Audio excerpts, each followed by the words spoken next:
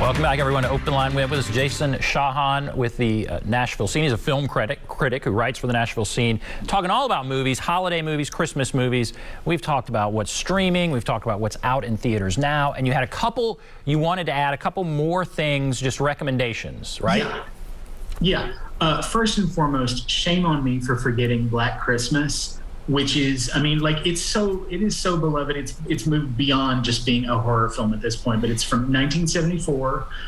It stars Olivia Hussey and Andrea Martin and Margot Kidder at her absolute best. Like, she's always going to be Lois Lane in my heart, but she's always going to be Barb in Black Christmas, and it's great. There have been 2 different remakes of this, both of which are interesting, both of which don't 100% work. But that's just a testament to how good the 1974 original is, and that's everywhere. That's the kind of thing you'll even find it in like the $5 DVD bin at Walmart. Absolutely. Even if you don't normally like scary movies, it's one worth taking a chance on because it's like the first slasher movie. It's really defining the genre from a very early place. And in addition to that, I want to shout out to film critic, colleague, and friend Alonso Duralde, who is like, his specialty is Christmas movies, and he's written 2 books. The first one is called Have Yourself a Movie, Little Christmas, and it's delightful. I don't know if it's in print, but you can find it like used on Amazon and stuff, and it is great. It is a history of Christmas movies, and it is just an utter delight to like find out interesting things about films you love, or maybe to find something that you haven't like run into the ground. And the other, he's got a new one that's just come out a couple weeks ago, and it's in association with the people from the Deck the Hallmark podcast, which is like a podcast where it's like these 3 dudes who you would not expect to do so, who evaluate all of the Hallmark Network's Christmas movies. Oh my goodness! Hallmark makes like 50 or 60 of them. Oh yeah, and they're all coming out. That's so funny. And they do podcasts about them. And they've got a book out now called "I'll Be Home for Christmas Movies."